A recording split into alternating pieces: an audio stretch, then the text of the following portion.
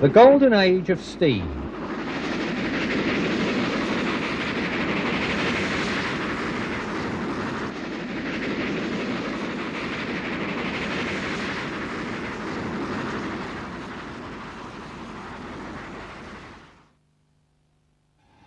Steam locomotives were at one time a common sight on Britain's railways. This scene, for instance, filmed at a London terminus nearly 30 years ago, could be seen at almost any mainline station in Britain during that period. They still held a fascination for many people of all ages and from all walks of life. However, with the end of regular steam operation on BR in 1968, some enthusiasts turned their attention and energy to running steam locomotives on preserved railways. This developed an interest in model railways. Richard, for instance, is a young enthusiast of both model railways and steam locomotives, and is seen here at his local model railway club examining a model of a J94 saddle tank locomotive. He wonders to himself what the real thing looks like. Takes a little while to get to know. As I say, it's all mainly controlled here. Well, here is the real thing, all 48 tons of it, looking immaculate in the morning sunshine. Number 26 Northiam, entering Tenterden Station on one of Britain's most popular preserved railways, in Cantonese Sussex, with the fireman passing over the single-line token to the signalman on the ground.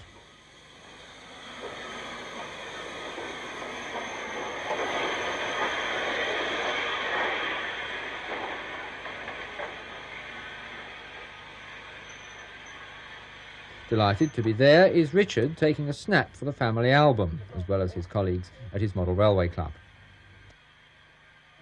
By kind permission of the railway management, Richard will be given the opportunity of having a look behind the scenes of the many and varied aspects of running a steam railway. In anticipation of this, Richard tries on the obligatory engine driver's cap in the station shop. You never know.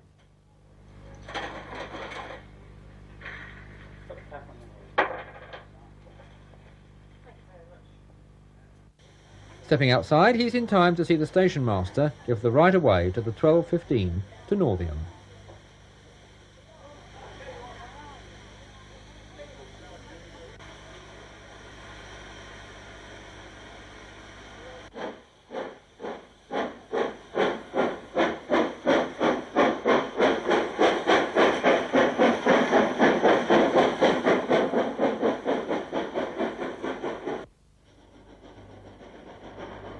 The approach to Tenterden Station is on a long incline with tight curves, requiring much effort from the engine with guaranteed pyrotechnics.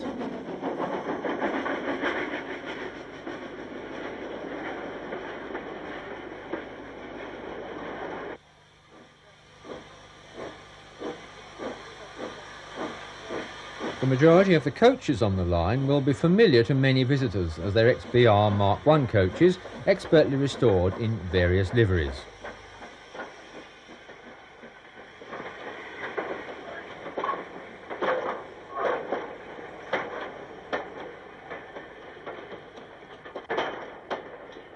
Displayed on the platform is a selection of vintage luggage, a reminder of the days when virtually everybody and everything travelled by rail.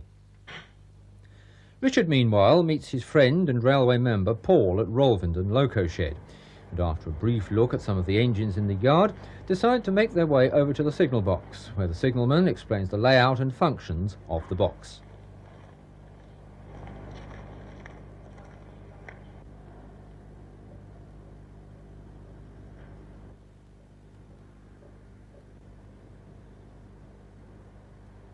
I've always wanted to know, what are the actual levers for?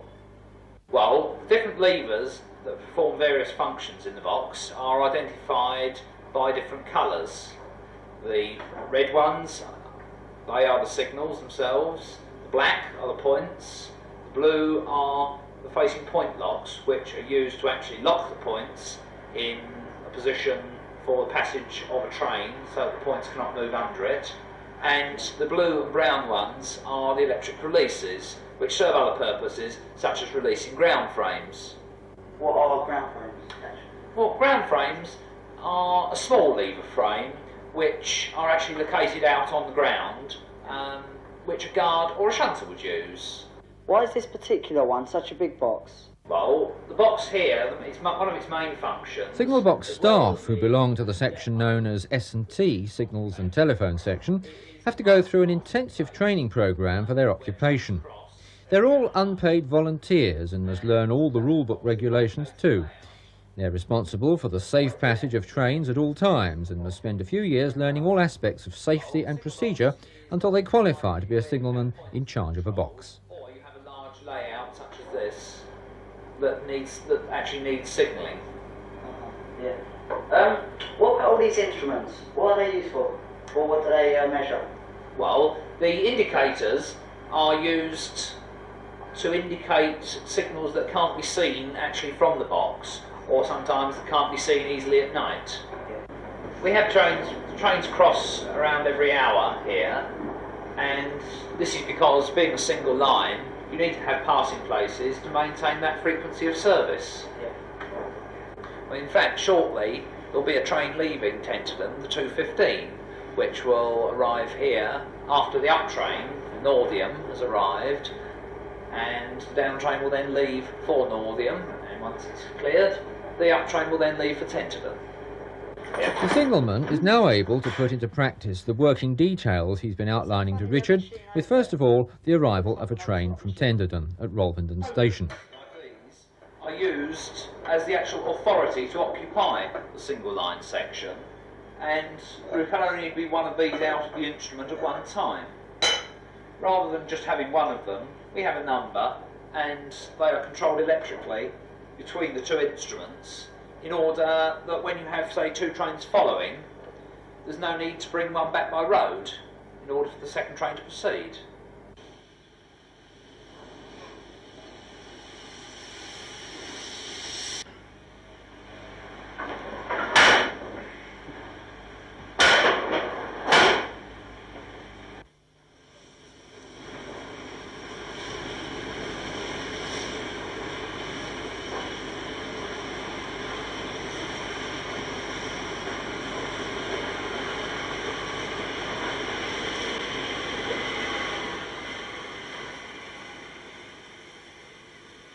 Having collected the single-line token from the Northiam train, the signalman then goes through the seemingly complex and muscle-building task of preparing the points and signals for the train standing in the station.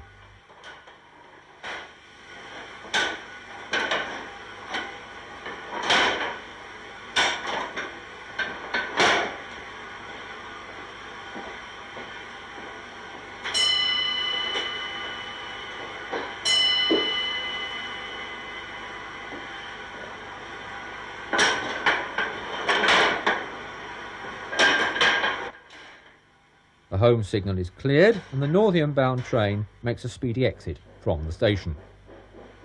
At this point, it's worthwhile explaining the need for these safety measures of single-line working, as in the early days of railway operation over single lines, head-on collisions between two trains were quite common, often with fatal results. Eventually, men known as bobbies and equipped with red flags were employed to walk in front of trains with the rather unenviable task of protecting their train. To this day, signalmen are always known as bobbies.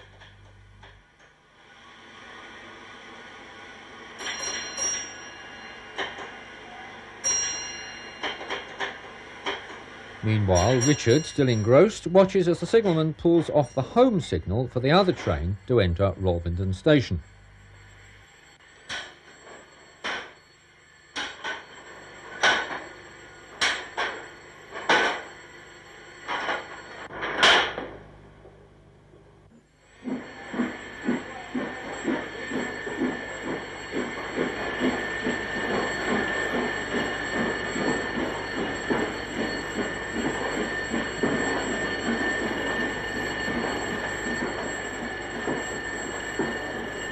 Department of Transport regulations require all train movements to be entered in a logbook. What is this map diagram up here of? This diagram shows all lines, points and signals covered by the signal box and is standard equipment in all such boxes.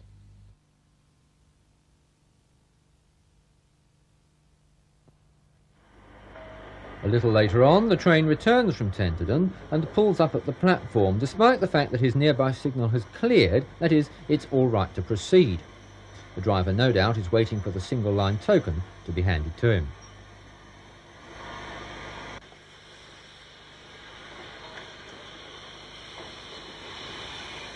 The same train movements are repeated with the opportunity of seeing the signalman collecting the token from the fireman of the train from Northiam.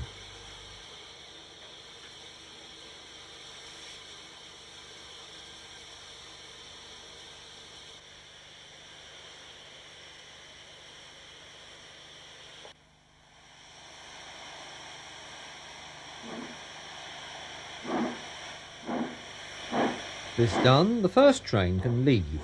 This procedure is called trains crossing.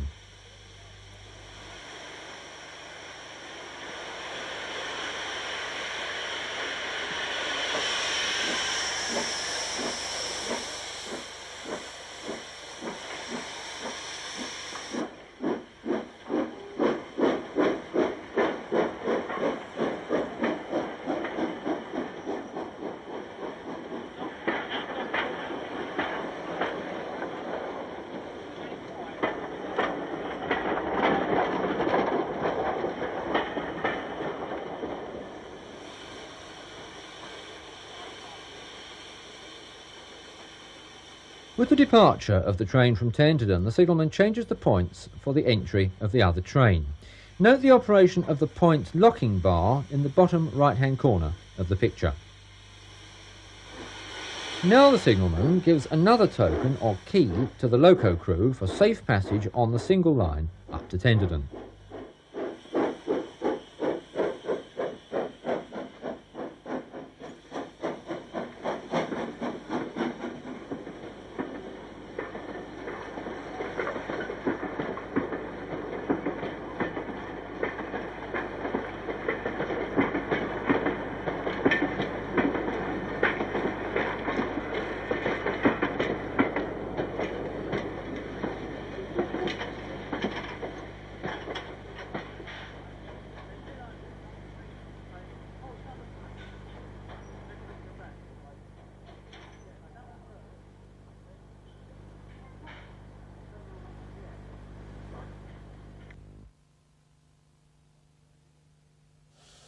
On another day, there's some engine variety here, with the departure of a train from Rolvenden, double-headed by a Brighton Terrier and a Chatham P-Class loco, both vintage engines.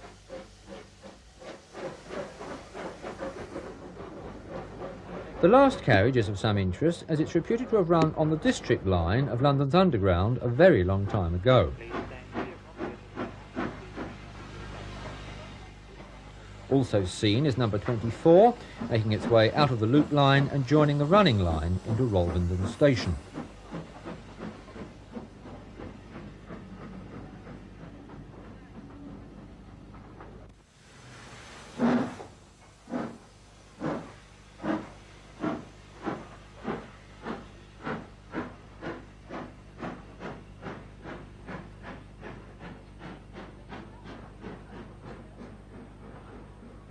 The next station down the line to be visited by Richard is Wittersham Road, which was reopened in 1978. Seen entering the station's through line is yet another engine, a USA tank.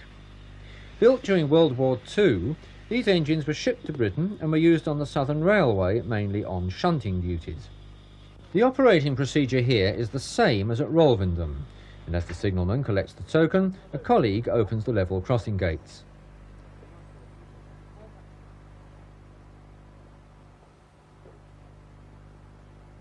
The reason for this appears in the approach of the double-headed train on its return journey to Tenterden.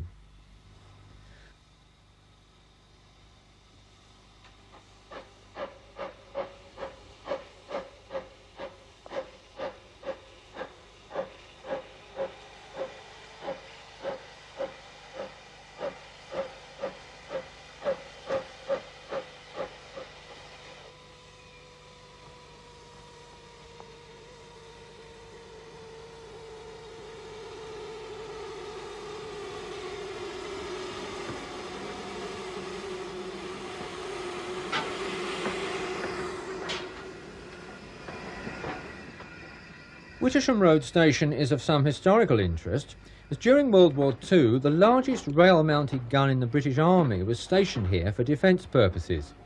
Legend has it that it only ever fired one round, promptly shattering windows for miles around.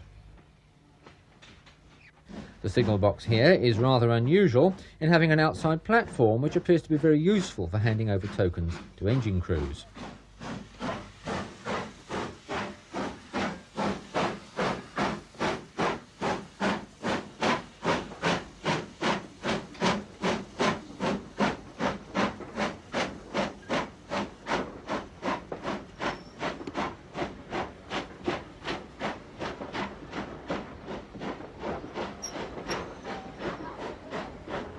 Level crossing gates are necessary on these little lanes, and this railway has quite a few of them. They're strictly controlled by regulations and must be manned during train movements. Several trains passed through Wittersham Road that day, and we took the opportunity of filming most of them.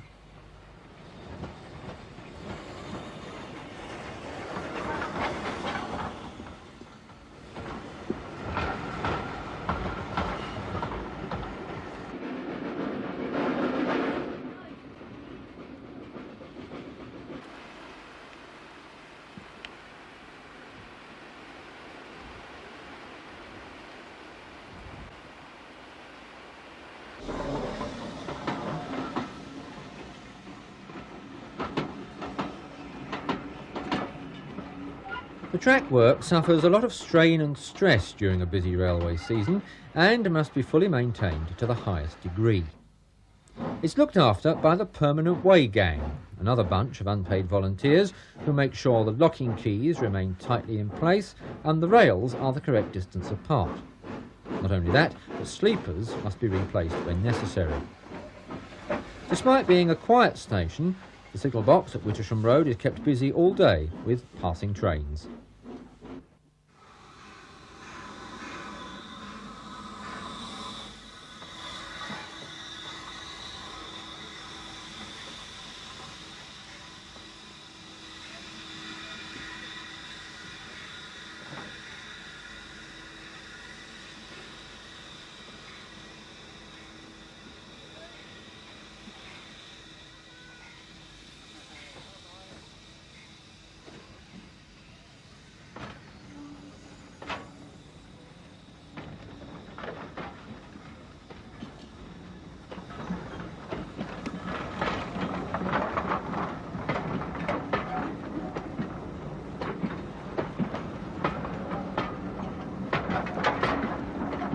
The last train of the day was headed by the USA tank, and in failing light and on wet rails, the engine experiences some wheel slip on pulling out of the station up the incline.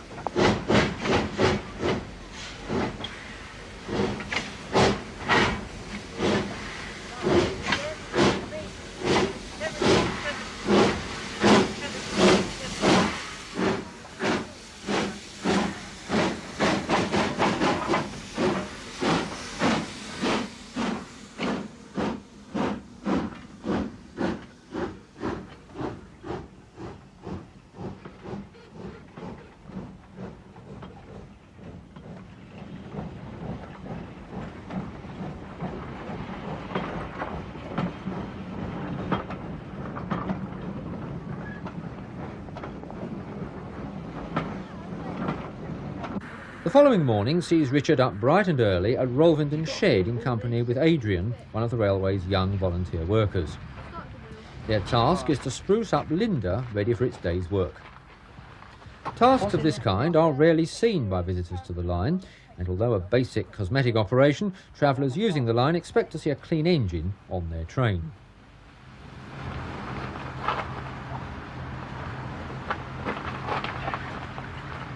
After you've done this, you use another rack to take it off with. Ah, I see. Engine cleaning is the first step on the ladder for any enthusiast who aspires to become a fireman and eventually a driver.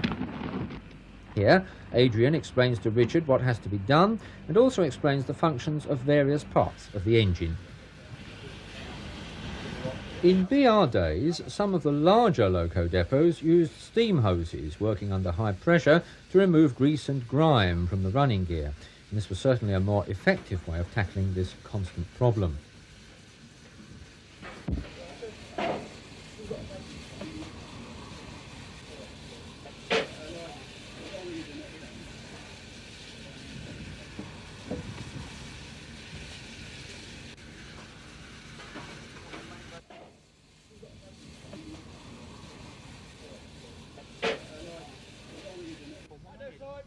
What is this red thing for?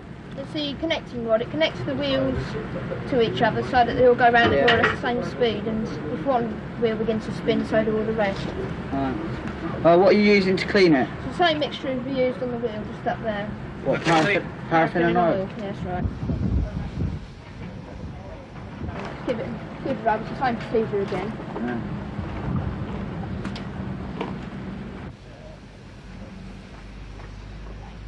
Does it get a good finish?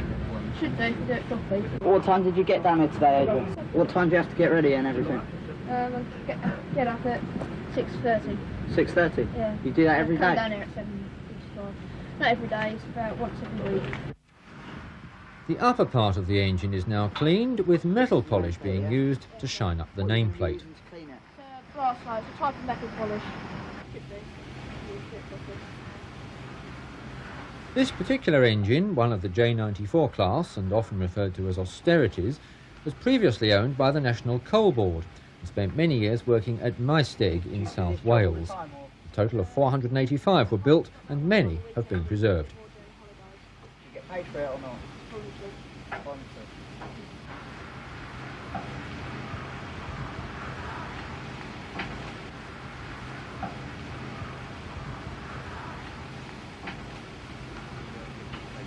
Having completed the task of cleaning, Richard, keen as ever, asks the driver what the lamp over the buffer is for.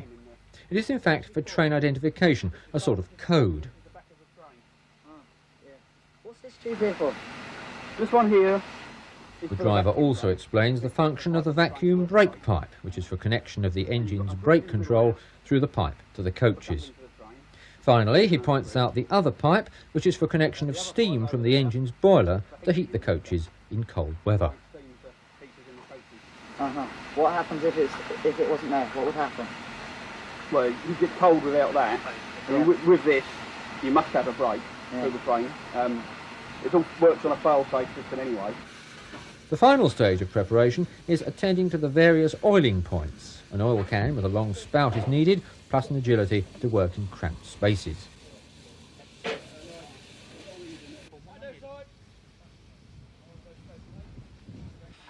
Even a simple shunting engine such as this one must have efficient lubrication. There are many bearings and metal slide bars with movement hidden under the boiler, and all have to be carefully cleaned and oiled.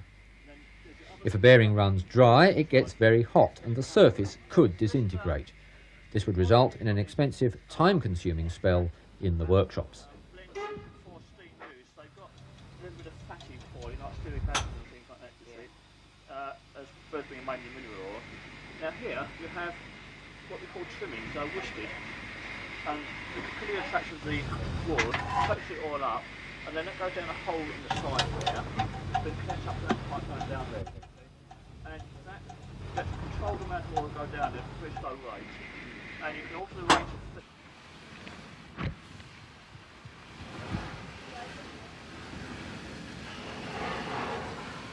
The engine now moves over to the inspection pit to have a boiler blowdown to remove any scale deposits from the boiler.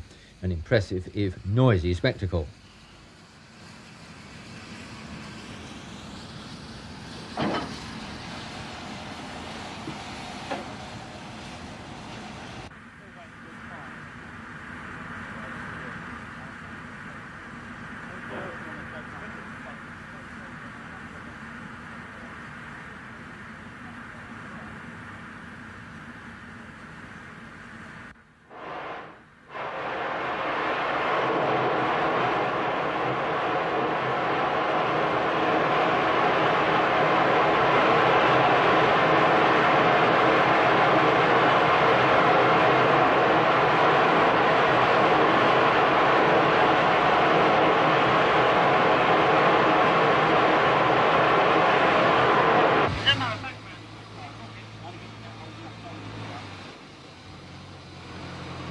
Here, the coal bunker, which has a capacity of 2¼ tonnes, is being topped up by a mechanical tipper. In bygone days, this would have entailed coal being shovelled by hand into the bunker from an adjacent coal wagon.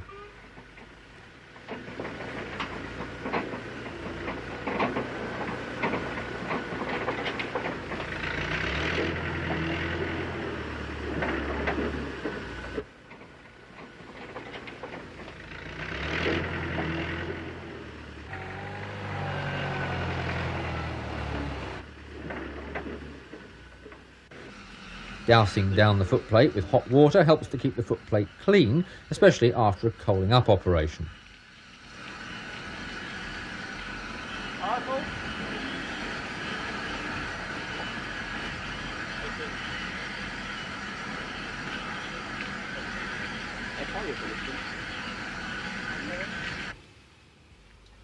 Richard finally makes his way onto the footplate, but there's still more work to be done. The water tank has to be filled up, and as it holds 1,200 gallons, this can take quite some time.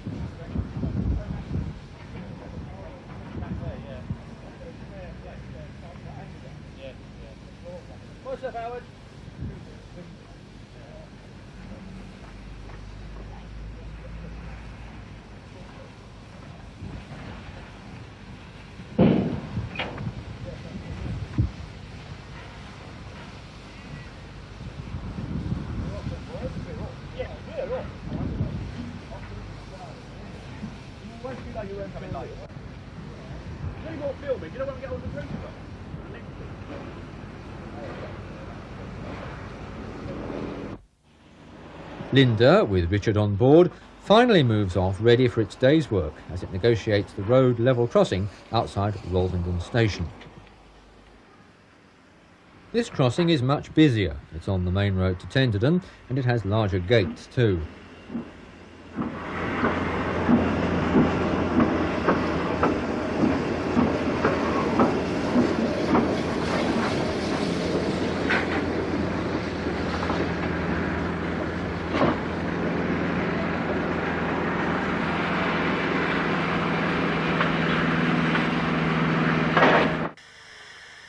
At Tenterden Station, with the engine coupled up to its train and some time to spare, Richard decides to have a break with his friend Paul.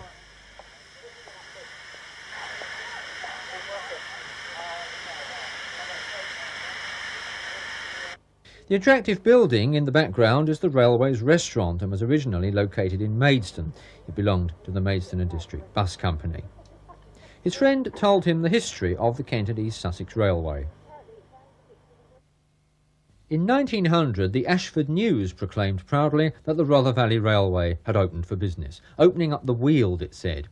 Visitors could travel to Bodiam Castle, for instance. The line was built by Colonel Stevens and left the main Hastings line at Robertsbridge. Like all his other lines, the railway was built as cheaply as possible and used second-hand engines.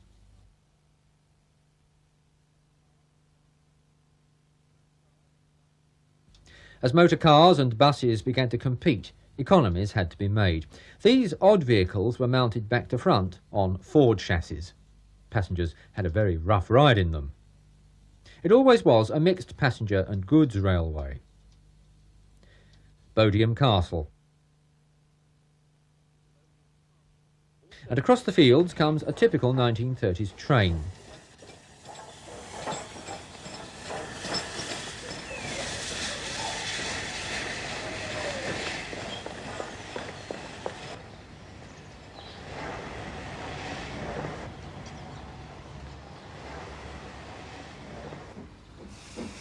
Note the absence of level crossing gates. The train features some interesting old six-wheeled coaches.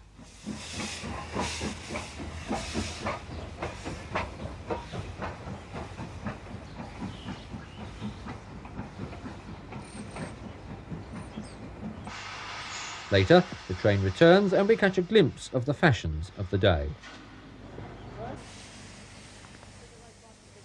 Moving forward to the 1950s, rare colour film shows the old loco shed soon to be demolished. The line still relied on old engines to keep the railway going.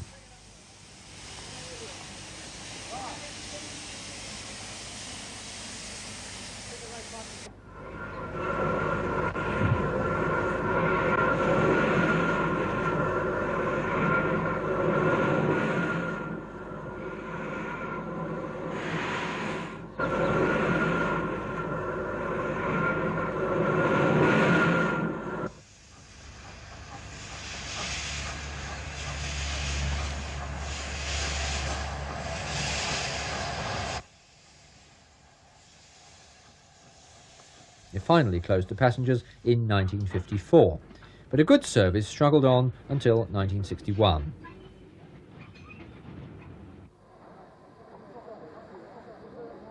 A few specials were run for enthusiasts, but then BR closed down the line and the preservationists moved in, bringing some very odd locomotives with them.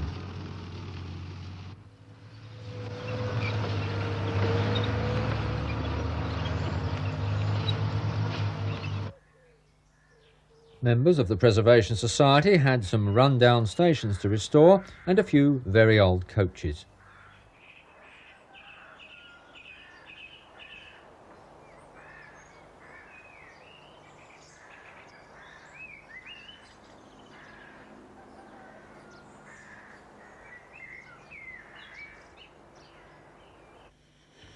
Bringing the story up to date, by now a splendid carriage and wagon workshop has been built and vintage coaches can be rebuilt in comfortable conditions. Richard takes a good look at what's going on here today. This fine observation coach appears to be in an advanced stage of restoration.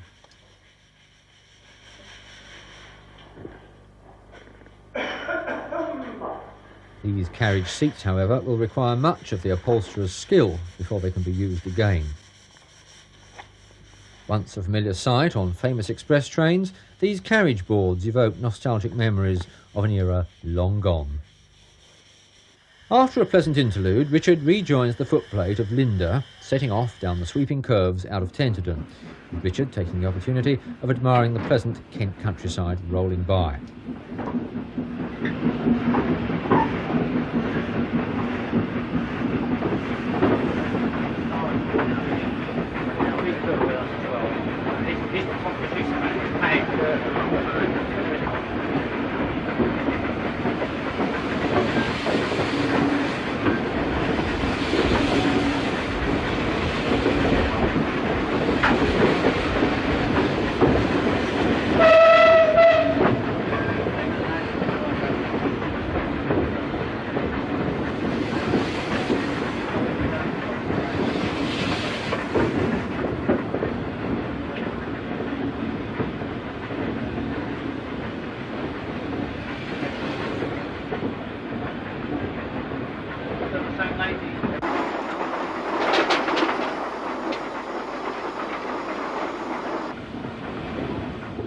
Yet another level crossing.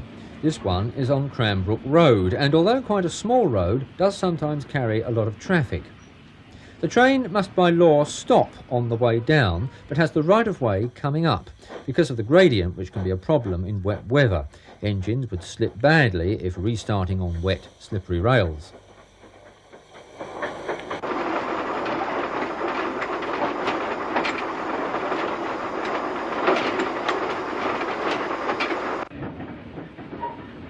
Approaching Rolvenden, the train passes a siding full of engines and rolling stock, some of the items possibly awaiting restoration and overhaul.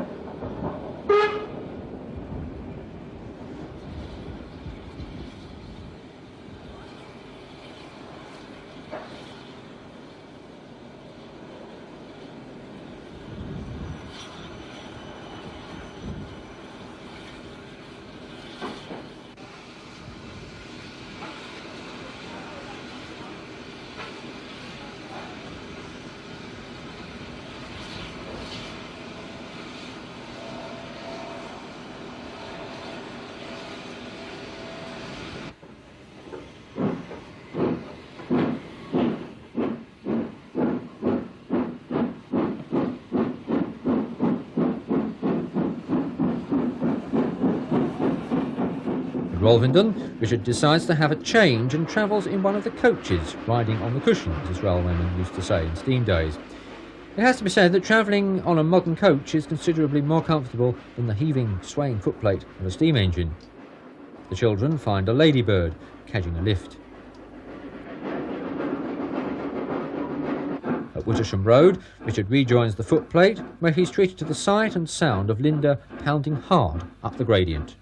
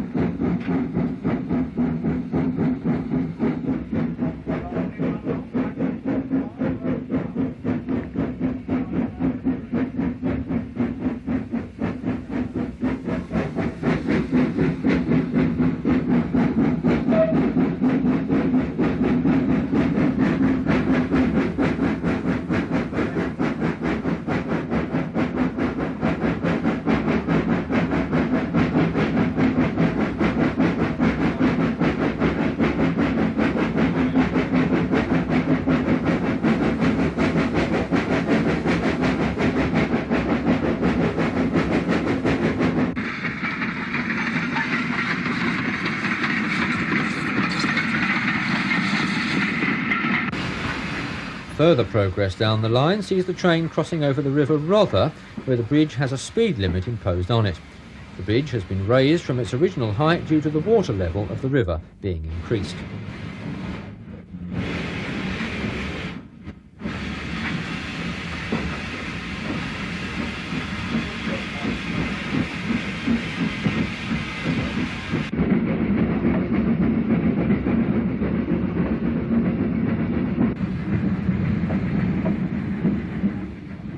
The end of the journey is now in sight as we approach Northiam station and also enter the county of Sussex.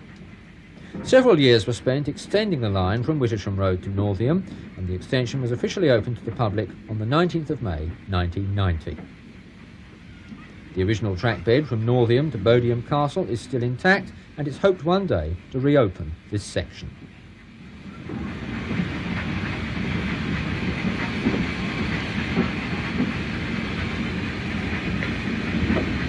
The simple ground frame here is used for operating the points and signals within the station layout.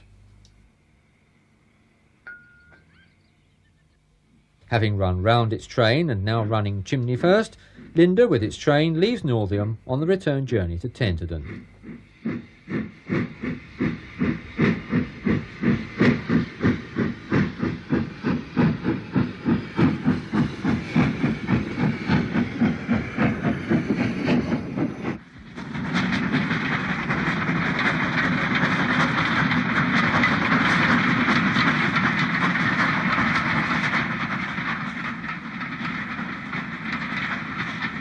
Good progress is made until the train is held up at the level crossing at Wittersham Road.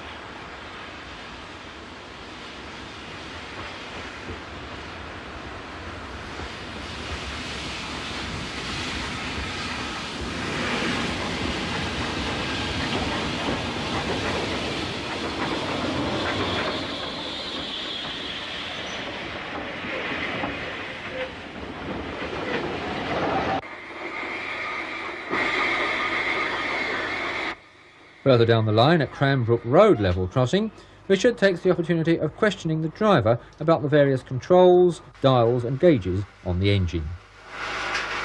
The instrument. Well, that's the vacuum gauge, which is the vacuum for operating the brake with. The other one is the boiler pressure gauge, and the far one is the steam heating gauge. So in the winter, we put steam heat on the rolling stock to keep passengers warm. Steam pipe, so this is the brake ejector, which actually creates the vacuum to work the brake, and that's just the steam pipe. It's fine if you trace it all round. comes out of there and goes into there. We put the brakes on with that. At the moment, because we're light engine, we're running on a steam brake only, which is that one. Yeah. But normally you run on a vacuum brake. Sand it. Put sand at the front of the front wheels. Don't put sand in front of the back wheels in case you get slipping on a greasy rail. That is. Gauge glasses, totally level of water in the boiler. Listen. That's the reverser. It's like that's in backward gear if we're going backwards. The other way, just basically. Yeah. And some of the drain cops, you can vent the steam off the cylinders, or if there's water in there, you can open them and let the water drain out.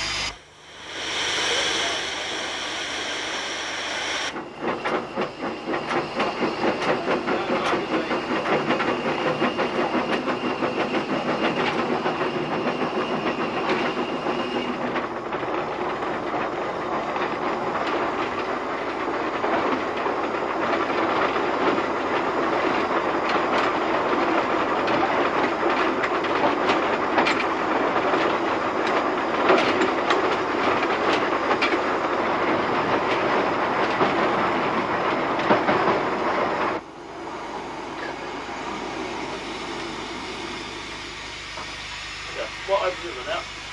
How are we? Alright.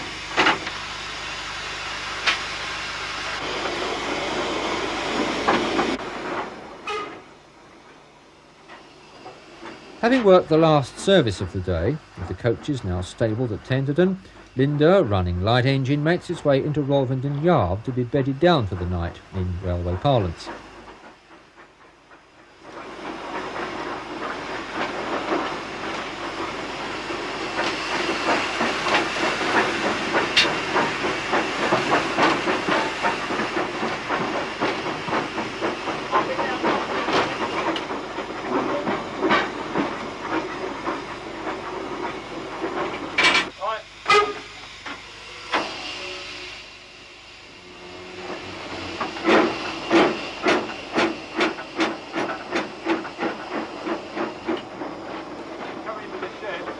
Sign there to stop, west and proceed. That's just so that everybody knows you're coming. Yeah. Otherwise you can come roaring in and run someone over. Blue whistle.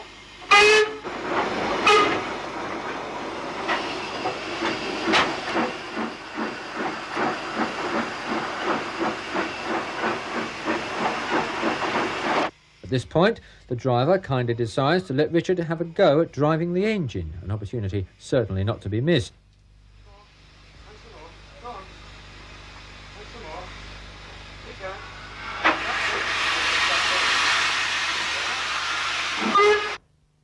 Rather gingerly handling the regulator, Richard is rewarded by moving the engine a few yards down the track.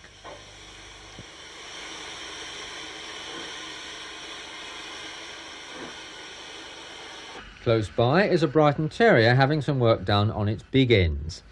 One connecting rod has already been removed, with the other one still connected.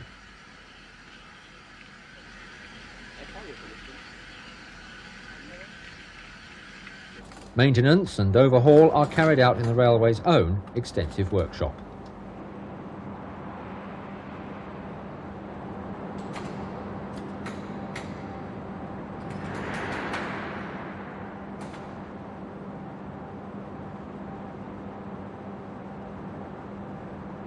Richard takes a good look at what's going on here today.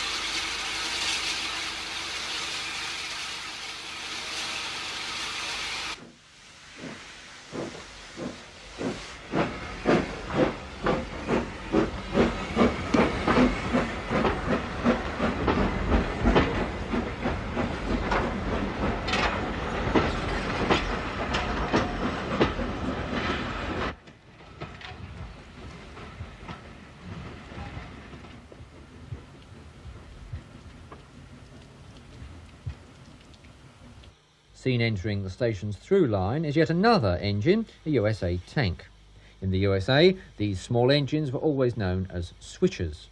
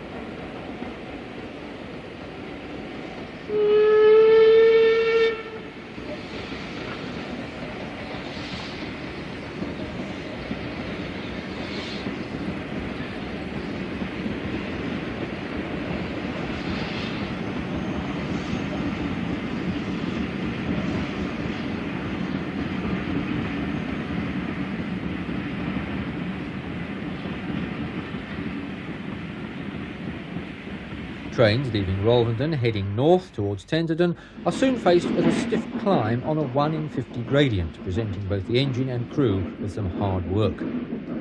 Linda puts on a spirited performance with Richard on the footplate, who by now is probably beginning to understand some of the basic principles of working a steam engine.